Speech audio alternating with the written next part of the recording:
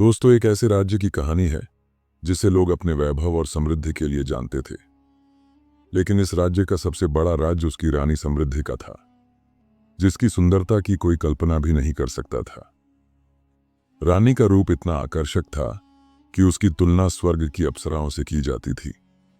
लेकिन क्या आप जानते हैं, इस महल में छुपी एक अजीब कहानी है, जहां सुंदरता, शक्ति और इच्छाएं रानी की खुशियों को ही निगल गईं। क्या होगा जब किसी की ख्वाहिशें इतनी बड़ी हो जाएं कि वे अपनी आत्मा को भी खो बैठें? आइए सुनिए रानी समृद्धि और एक रहस्यमय जिन्न की कहानी, जो हर इच्छा को पूरा करता था, लेकिन को एक भयानक कीमत चुकानी पड़ती थी। नमस्कार प्रिय दर्शकों, आप सबका स्वागत है अपने YouTube चैनल इतिहास का धरोहर पर। प्रिय दर्शकों, बहुत समय पहले की बात है, एक विशाल और शक्तिशाली राज्य था जिसे लोग काम राज्य के नाम से जानते थे। यह राज्य अपनी समृद्धि और भव्यता के लिए प्रसिद्ध था। सोने से जड़े महल, हरियाली से घिरे जंगल और चारों ओर सुख समृद्धि इसे किसी परी कथा जैसा बनाते थे। लेकिन इस राज्य की सबसे बड़ी शान थी उसकी रानी समृद्धि। रानी इतनी सुंदर थी कि लोग उसकी तुलना स्वर्ग की अप्सराओं से करते थे। उसकी चमकती हुई आंखें, सुनहरे बाल और रेशमी त्वचा देखकर हर कोई मोहित हो जाता। उसकी चमचमाती आंखें, सुनहरे बाल और रेशमी त्वचा हर किसी को अपनी ओर खींच लेती थीं। लेकिन रानी की असली ताकत उसकी तीव्र बुद्धिमत्ता और राजनीति में गहरी समझ थी। वह केवल सुंदर नहीं थी, बल्कि अपने विचारों और योजनाओं से राज्य की शक्ति को बढ़ाने में राजा आदित्य का सहारा बनती थी। हालांकि रानी समृद्धि की जिंदगी उतनी सुखद नहीं थी जितनी वह बाहर से दिखती थी। राजा आदित्य एक मेहनती और न्यायप्रिय शासक था, लेकिन अपने राज्य के कार्यों में इतना व्यस्त रहता कि अपनी पत्नी को समय नहीं दे पाता था। इस महल की तमाम विलासिता के बावजूद रानी के जीवन में एक अजीब सा खालीपन था। वह सच्चे सुख की तलाश में भटकती थी। उसकी रातें अकेलेपन और अधूरी ख्वाहिशों के साथ बीतती थीं। मन में अनेक इच्छाएं पलती थीं जो कभी पूरी नहीं होती थीं। महल की चारदीवारी के भीतर कुछ ऐसा था जिसे बाहरी दुनिया नहीं समझ सकती थी। हर रात रानी खिड़की से बाहर अंधेरे आसमान को निहारती और अपनी अधूरी ख्वाहिशों के बारे में सोचती। नौकर चाकर उसकी आंखों में छिपे दर्द को समझते थे, लेकिन कुछ कहने की हिम्मत नहीं कर पाते। रानी का अकेलापन धीरे धीरे बढ़ता ही जा रहा था। उसे ऐसा महसूस होता था जैसे उसकी आत्मा कहीं गुम हो गई हो। उसके भीतर एक अजीब सी बेचैनी थी जिसे वह समझ नहीं पाती थी। एक दिन रानी ने तय किया कि वह महल से बाहर जाएगी। वह अपनी बहन राजकुमारी नैना के साथ जंगल की सैर पर निकली। नैना उसकी इकलौती सहेली थी, जिसके सामने वह अपने दिल की हर बात कह सकती थी। जंगल की ठंडी हवा और चिड़ियों की मधुर चहचहाहट ने रानी के मन को थोड़ी शांति दी। लेकिन तभी उनकी नजर एक बूढ़े साधु पर पड़ी, जो पेड़ के नीचे ध्यान में बैठा था। साधु की उपस्थिति कुछ रहस्यमय थी। रानी ने उसके पास जाकर पूछा, हे साधु, तुम कौन हो और इस सुनसान जंगल में क्या कर रहे हो? साधु ने धीरे धीरे अपनी आंखें खोली और शांत स्वर में कहा, हे रानी, मैं यहां तुम्हारे भीतर की बेचैनी को देखने आया हूं। तुम्हारी आंखें जो कहती हैं वह तुम्हारा दिल नहीं समझ पाता। साधु के ये शब्द सुनकर रानी स्तब्ध रह गई। उसकी बहन नैना भी डर गई थी। रानी ने कहा, तुम मेरे दिल के बारे में इतना सब कैसे जानते हो? साधु ने हल्की मुस्कान के साथ कहा, मैं साधारण व्यक्ति नहीं हूं। मैं उन आत्माओं की आवाजें सुन सकता हूं जो अधूरी इच्छाओं में बंधी रहती हैं। तुम्हारी पीड़ा साफ दिखाई देती है। तुम जो चाहती हो वह तुम्हें कभी नहीं मिला। अब तुम उससे दूर भागने की तैयारी में हो। रानी को लगा जैसे साधु उसकी आत्मा के भीतर झांक रहा हो। उसने अपने अभिमान को छिपाते हुए पूछा, अगर तुम सब कुछ जानते हो तो बताओ कि इस बेचैनी का हल क्या है? साधु ने अपनी झोली से एक चमकीला चिराग निकाला। यह चिराग पुराना था, लेकिन उसकी सतह पर एक रहस्यमयी चमक थी। साधु ने कहा, यह एक जादुई चिराग है। यह तुम्हारी हर ख्वाहिश पूरी करेगा, लेकिन ध्यान रहे, हर ख्वाहिश की अपनी कीमत होती है। इसे इस्तेमाल करना सरल है, लेकिन इसका परिणाम समझना कठिन। रानी के चेहरे पर जिज्ञासा और लालसा साफ झलक रही थी। उसने पूछा, इसकी कीमत क्या होगी? साधु ने गंभीर स्वर में कहा, तुम्हारी आत्मा का एक छोटा हिस्सा।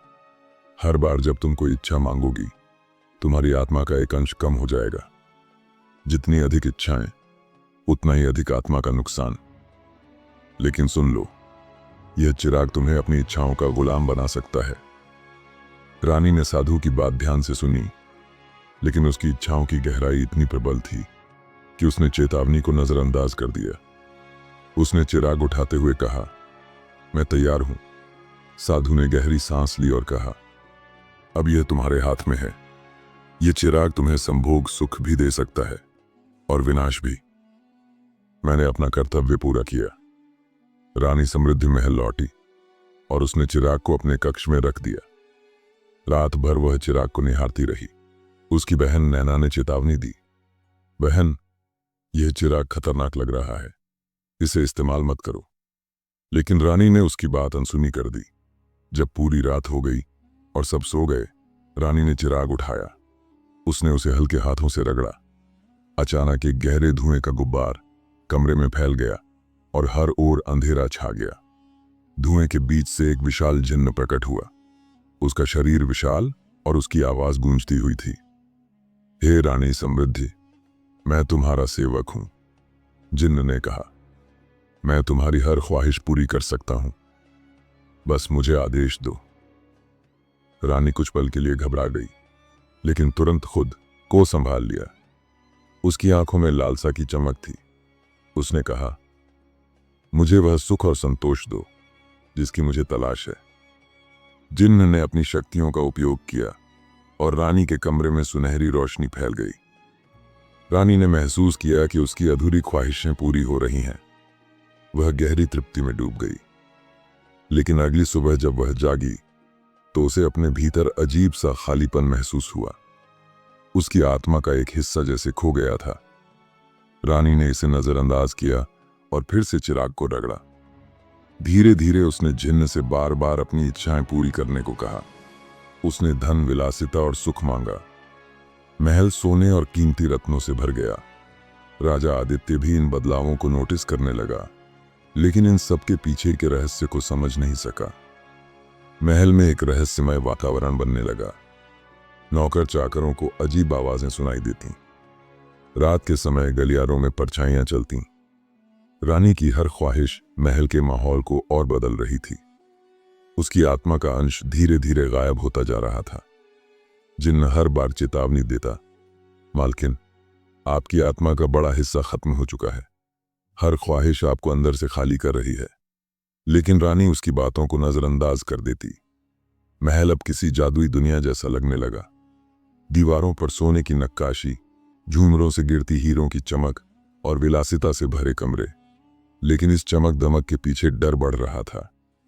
नौकर चाकरों का कहना था कि रात को अजीब घटनाएं होती हैं। कभी कभी रानी के कमरे से रोने की आवाजें आती, लेकिन अंदर जाने पर रानी अकेली मिलती। राजा आदित्य ने भी रानी में बदलाव महसूस किया। उसकी आंखों की चमक फीकी पड़ चुकी थी। वह अपने कमरे में अकेले रहने लगी थी। एक रात रानी ने फिर से चिराग को रगड़ा। धुएं के बीच जिन्न प्रकट हुआ।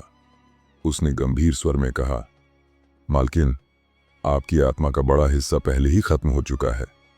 हर इच्छा आपको अंदर से खाली कर रही है। मैंने आपको पहले ही चेतावनी दी थी, लेकिन आप रुकने का नाम नहीं लेती। जिन्न ने गहरी आवाज में कहा। रानी ने तीखी नजरों से उसे देखा और कहा, मुझे तुम्हारी चेतावनी की परवाह नहीं। मुझे मेरी इच्छाएं पूरी करनी है। मुझे खुशी चाहिए। इस बार रानी ने जिन्न से कहा, मुझे ऐसी सुंदरता दो जो समय के साथ कभी न मिटे। मैं हमेशा जवान और आकर्षक रहना चाहती हूं। जिन्न ने गहरी सांस लेते हुए कहा, तुम्हारी ख्वाहिश पूरी होगी, लेकिन इसकी कीमत भारी होगी। जिन्न ने अपनी शक्तियों का उपयोग किया और रानी की सुंदरता पहले से कई गुना बढ़ गई। अब वह और भी मोहक और आकर्षक लगने लगी। लेकिन इस ख्वाहिश ने उसकी आत्मा का बड़ा हिस्सा छीन लिया। रानी को अपने भीतर एक अजीब सा बदलाव महसूस होने लगा। उसे लगने लगा कि उसकी इच्छाओं के बावजूद वह अंदर से खाली होती जा रही है। जितना अधिक वह मांगती, उतना ही अधूरापन बढ़ता। एक रात रानी को एक अजीब सपना आया। उसने खुद को एक वीरान रेगिस्तान में खड़ा पाया। चारों तरफ सन्नाटा था और कोई भी नजर नहीं आ रहा था। अचानक एक परछाई उसके पास आई और धीमी आवाज में कहा, तुमने अपनी आत्मा का सौदा किया है, अब तुम अकेली हो, तुम्हारी इच्छाएं तुम्हें खत्म कर देंगी। रानी घबराकर जाग गई। उसका दिल तेजी से धड़क रहा था और पसीने से उसका शरीर तर हो गया, लेकिन उसने इसे सिर्फ एक सपना समझकर नजरअंदाज कर दिया। कुछ समय बीता और रानी को महसूस होने लगा कि उसकी बढ़ी हुई खूबसूरती और भव्य विलासिता भी उसे खुशी नहीं दे पा रही थी। उसे डर सताने लगा कि समय के साथ उसकी सुंदरता भी मिट सकती है और वह पूरी तरह अकेली रह जाएगी। डरी और बेचैन रानी ने फिर से चिराग को रगड़ा। धुएं के बीच जिन्न प्रकट हुआ। रानी ने आदेश दिया, मुझे अमृतत्व चाहिए। मैं हमेशा के लिए जवान और अमर रहना चाहती हूं। मैं कभी न मरूं और दुनिया पर राज करूं। रानी ने दृढ़ता से कहा। जिन्न कुछ पल के लिए शांत रहा, फिर गंभीर स्वर में बोला, यह आखिरी ख्वाहिश आपकी आत्मा का शेष हिस्सा भी खत्म कर देगी। आप अमर तो होंगी, लेकिन आत्मा के बिना आप केवल एक खाली शरीर बन जाएंगी। क्या आप इसके लिए तैयार हैं? रानी की लालसा इतनी गहरी थी कि उसने बिना सोचे कहा, मैं तैयार हूं। जिन्न ने अपनी शक्तियों का प्रयोग किया। कमरे में गहरा अंधेरा छा गया।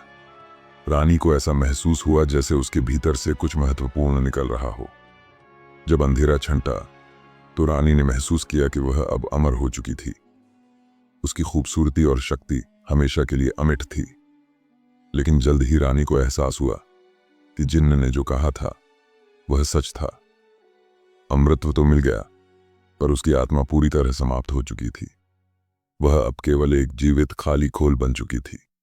उसे किसी भी चीज में खुशी महसूस नहीं होती थी। महल धीरे धीरे शापित लगने लगा।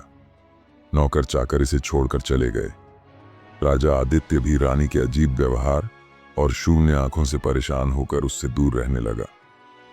रानी अब पूरी तरह अकेली हो गई। वह अमर थी, लेकिन यह अमृतत्व अब उसके लिए एक श्राप बन गया था। हर रात वह महल के गलियारों में भटकती, अपनी खोई हुई आत्मा की तलाश में। आज भी उस राज्य में रानी समृद्धि का महल खड़ा है। लोग कहते हैं कि रात के समय महल से रानी की रोने और फुसफुसाने की आवाजें आती हैं। जो भी महल के पास जाता है, रानी की परछाई उसे चेतावनी देती है, अपनी इच्छाओं को काबू में रखना सीखो। अगर तुम अपनी लालसाओं को नियंत्रित नहीं करोगे तो वे तुम्हें उसी तरह खत्म कर देंगी जैसे उन्होंने मुझे खत्म कर दिया।